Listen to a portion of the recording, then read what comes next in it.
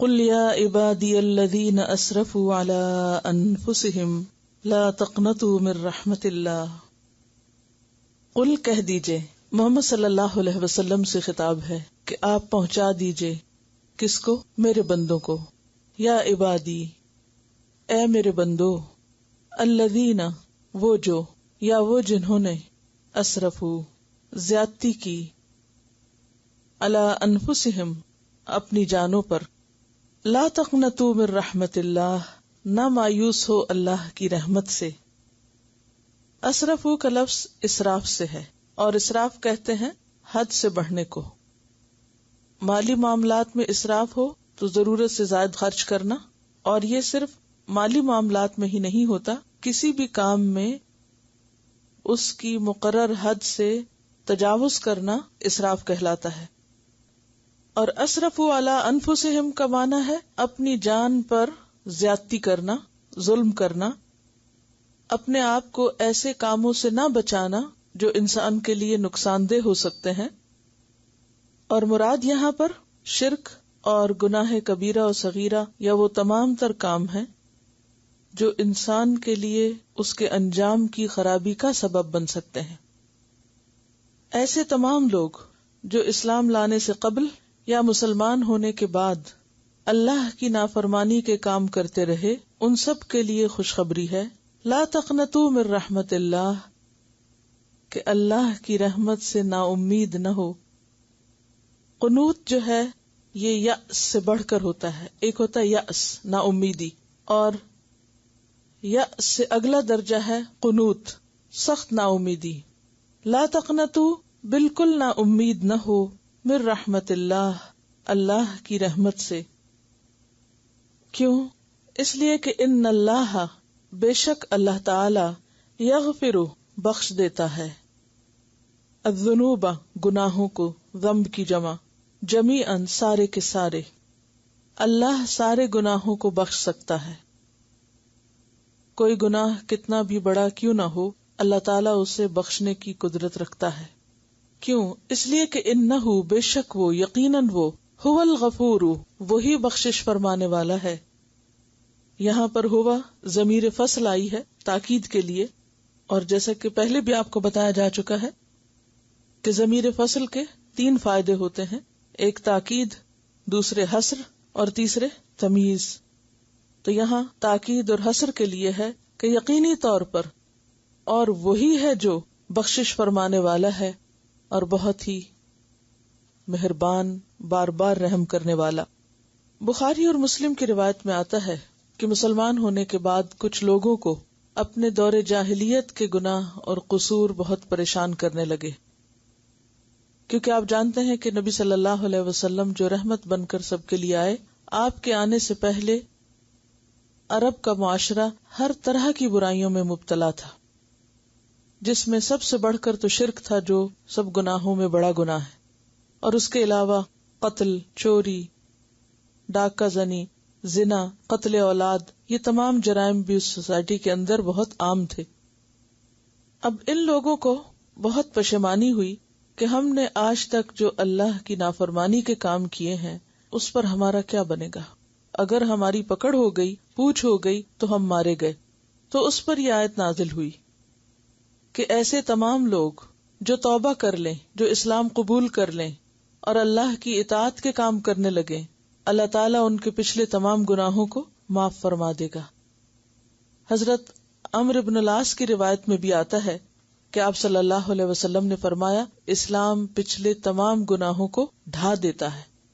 یعنی جو شخص بھی مسلمان بنتا ہے تو اس دن وہ گناہوں سے اس طرح پاک ہوتا ہے جیسے ایک نیا پیدا ہونے والا بچہ، نیو بورن بیبی. یہ آیت اگرچہ ایک خاص کانٹیکسٹ میں نازل ہوئی، لیکن یہ ہم سب کے لیے بھی عام ہے، کیونکہ یہاں پر یا عبادی کہا گیا ہے، اے میرے بندو. اس میں سارے بندے شامل ہیں، چاہے اس دور کے ہوں یا بعد کے ہوں، جو شرک سے یا کفر سے اسلام لائے ہوں یا مسلمان پیدا ہوئے ہوں، کیونکہ غلطی اور بھول تو سب کے ساتھ ہے. اور پھر یہ بھی دیکھیے کہ جس انسان کے سینے میں حساس دل ہوتا ہے اور جس کو اللہ کی معرفت ہونے لگتی ہے، جس کا دل کھلنے لگتا ہے، جس کو اچھے برے کی واقعی پہچان ہونے لگتی ہے اس کا دل پھر تڑپ اٹھتا ہے، بے چین ہو جاتا ہے. جس کو اپنے گناہ، غلطیاں اور قصور نظر آنے لگتے ہیں، اور یہ جبھی نظر آتے ہیں جب دل کا آئینہ صاف ہوتا جاتا ہے، انسان کو روشنی ملتی جاتی ہے، فَهُوَ عَلَى نُورٍ مِّن رَبِّهِ کی کیفیت آتی ہے، تو پھر انسان کو اپنی چھوٹی سے چھوٹی غلطی اور کوتاہی پریشان کرنے لگتی ہے.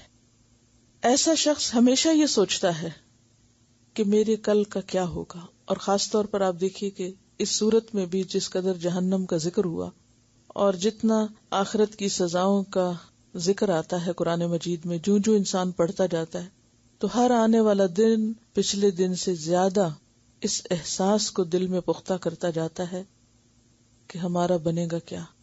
ہم جو اتنی غلطیاں کرتے ہیں اور ساری زندگی کرتے رہے ہیں، اگر اللہ نے ہمیں نہ بخشا تو کیا ہوگا؟ ہم کس طرح اس آگ کے عذاب کو برداشت کر سکیں گے؟ دنیا میں چھوٹی سی تکلیف بھی برداشت نہیں ہوتی.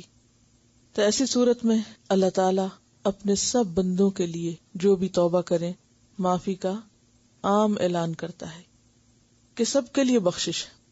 ہاں، کچھ دوسری آیات سے ہمیں پتہ چلتا ہے کہ کچھ گناہ ایسے ہیں کہ ان کی بخشش اس وقت ہوتی ہے جب انسان واقعی توبہ کرتا ہے، معافی مانگتا ہے، جیسے کبیرہ گناہ ہے.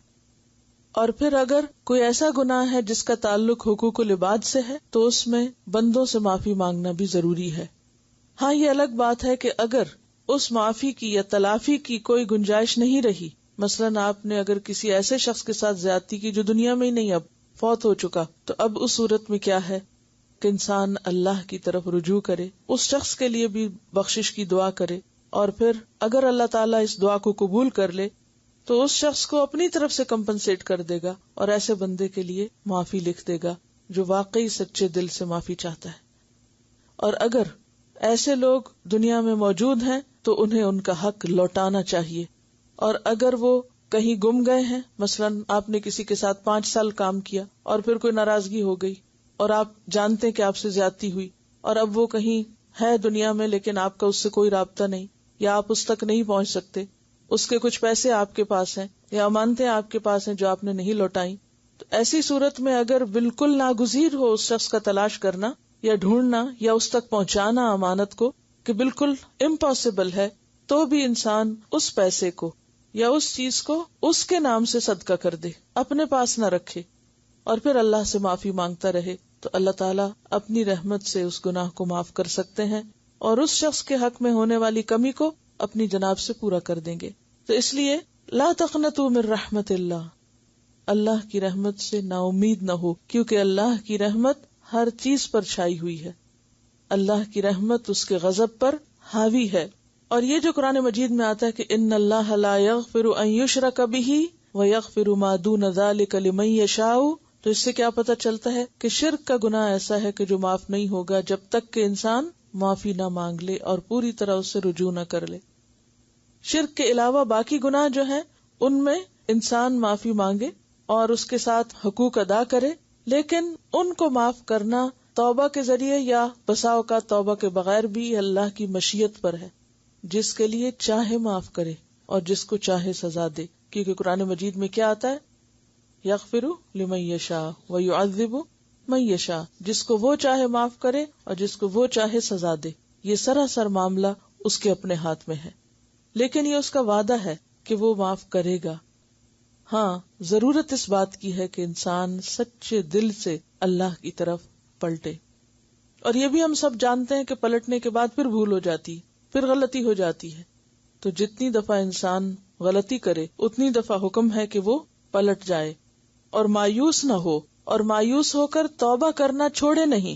کیونکہ شیطان کا کام کیا ہے؟ وہ انسان کو مایوس کرتا ہے اور کیا کہتا ہے کہ جب تم نے باز آنا ہی نہیں تو پھر تم معافی کس لیے مانگتے ہو، اور تم نے اس توبہ کو کھیل بنا لیا اس لیے معافی بھی نہ مانگو. نہیں، معافی مانگتے رہنا چاہیے، غلطی پر اصرار نہیں کرنا چاہیے. لیکن انسان کمزور ہے، پھر غلطی ہو جاتی ہے، نہ چاہتے ہوئے بھی کبھی بھول ہو جاتی ہے، اور کبھی انسان جذبات سے مغلوب ہو جاتا ہے، غصے میں آ جاتا ہے، کبھی غم شدید ہوتا ہے، کبھی ویسے انسان کے اندر 100 کمزوریاں ہیں، کوئی کمزوری غالب آ جاتی ہے تو اس سے غلطی ہو جاتی ہے. تو ایسی صورت میں جب بھی غلطی ہو فوراً ہی انسان پلٹ جائے. اللہ کی رحمت بہت وسیع ہے اور کبھی بھی اس کی جانب جانے سے اور آگے بڑھنے سے کترائے نہیں. این درگہ ما درگہ نومیدی نیست 100 بار گر توبہ شکستی بازا، کہ یہ ہماری درگاہ جو ہے یعنی اللہ کا جو دربار ہے، یہاں نا امید ہونے کی ضرورت نہیں. اگر 100 بار بھی توبہ توڑ چکے ہو تو بھی باز آ جاؤ، پھر بھی پلٹ آؤ، پھر بھی واپس آؤ. کیونکہ اصل چیز کیا ہے؟ اختتام کس پہ ہوتا ہے، خاتمہ کس پہ ہوتا ہے. اگر خاتمہ بالخیر ہے تو اللہ سے رحمت کی امید ہونی چاہیے. سورۃ النساء میں اللہ تعالیٰ فرماتے ہیں وَمَن يَعْمَلْ سُوءًا أَوْ يَظْلِمْ نَفْسَهُ، جو بھی برا کر لے یا اپنی جان پہ ظلم کر بیٹھے، ثُمَّ يَسْتَغْفِرِ اللَّهِ، پھر اللہ سے استغفار کرے، يَجِدِ اللَّهَ غَفُورًا رَحِيمًا، تو وہ پائے گا اللہ تعالیٰ کو بہت زیادہ توبہ قبول کرنے والا، بے حد مہربان.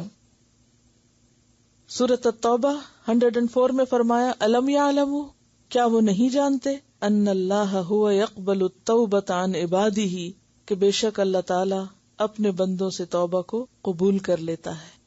اور ہم سب جانتے ہیں بخاری اور مسلم کی اس روایت کو جس کا خلاصہ یہ ہے کہ ایک شخص سے 99 قتل ہو گئے تھے، اور پھر وہ بنی اسرائیل کے ایک عبادت گزار شخص کے پاس گیا اور اس نے کہا کہ میں توبہ کرنا چاہتا ہوں تو مجھے کوئی راستہ بتاؤ. اس نے کہا تمہاری توبہ نہیں ہو سکتی کیونکہ تم نے بہت زیادہ جرم کیے ہیں.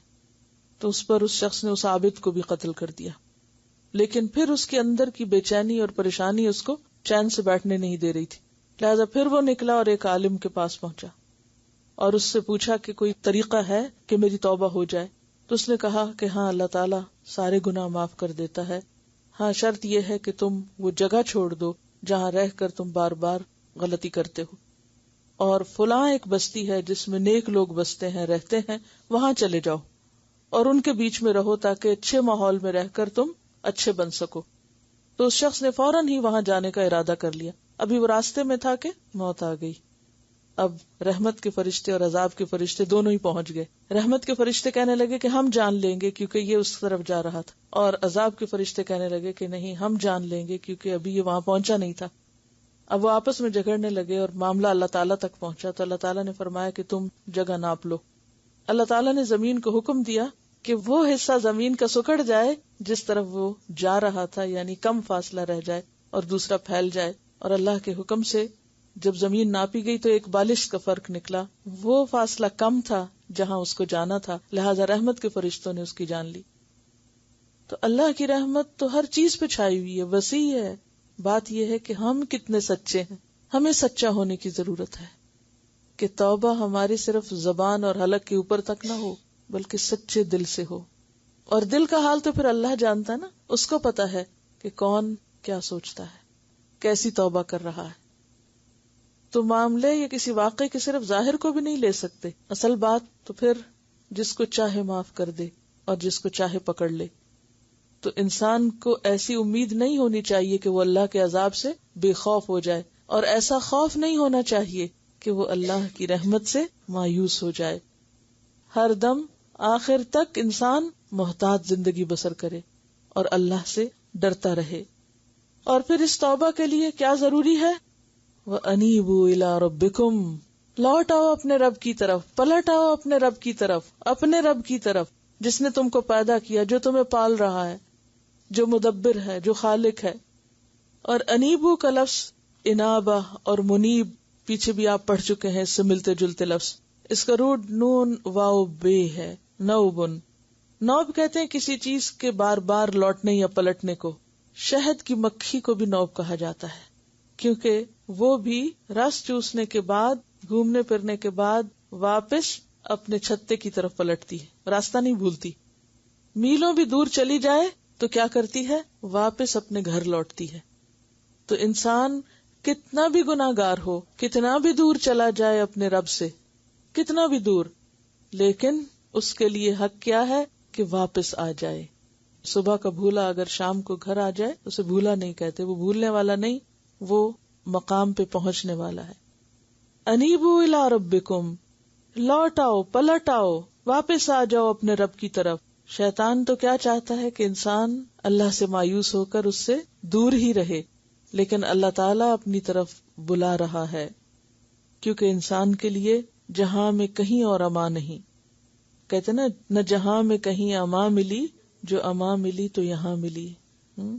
میرے جرم خانہ خراب کو تیرے عفو بندہ نواز میں، کہ تو ہی بندہ نواز ہے، تو ہی رب ہے اور اپنے بندوں کی سننے والا ہے اور ان کو پناہ دینے والا ہے. کوئی کتنے بھی گھناؤنے اور کتنے بھی بڑے جرم کر لے، لیکن وہ سب کو اور ہر پلٹنے والے کو اپنی پناہ میں لے لیتا ہے. بات یہ ہے کہ اللہ تعالیٰ کو کسی بندے کی توبہ سے اس قدر خوشی ہوتی ہے، اس کے پلٹنے سے اس قدر خوشی ہوتی ہے، جیسے اس شخص کو جس کا صحرا میں اونٹ کھو جائے، جس پر اس کے لیے کھانے پینے کا سامان لدا ہو، اور پھر وہ مایوس ہونے لگے اور موت اس کو سامنے نظر آئے کہ اتنے میں اچانک اس کا اونٹ مل جائے، تو وہ خوشی کے مارے کہہ اٹھے کہ تو میرا بندہ اور میں تیرا رب. یعنی بات اس کے منہ سے خوشی کے مارے الٹ نکلے. اللہ تعالیٰ کو کسی بھی بندے کے گناہوں کے کرنے کے بعد پلٹنے سے اس قدر خوشی ہوتی ہے کہ جتنی خوشی اس مایوس شخص کو اپنا اونٹ ملنے سے ہو سکتی ہے کہ جس کی زندگی لوٹ آئے. تو توبہ کا قبول ہونا کیا ہے؟ دراصل زندگی کا مل جانا. اس لیے کیا کرو؟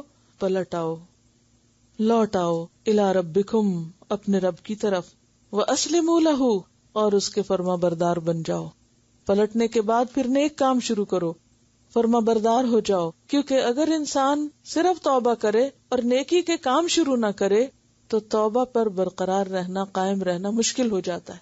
توبہ پر پکا ہونے کے لیے کیا ضروری ہے؟ وَأَسْلِمُوا لَهُ، فرما برداری ضروری ہے. انابت قلب کے ساتھ ہوتی ہے، انیبوا الی ربکم دل کے ساتھ ہے، اور اسلموا لہ جوارح کے ساتھ ہے، انسان کے اپنے عمل کے ساتھ ہے. انابت میں اخلاص ہے، اور اس صورت کا مرکزی مضمون بھی کیا ہے؟ اخلاص للہ، اپنے رب کے لیے خالص ہو کر اسی کی طرف آ جاؤ. وَأَسْلِمُوا لَهُ، اور اس کی اطاعت میں لگ جاؤ.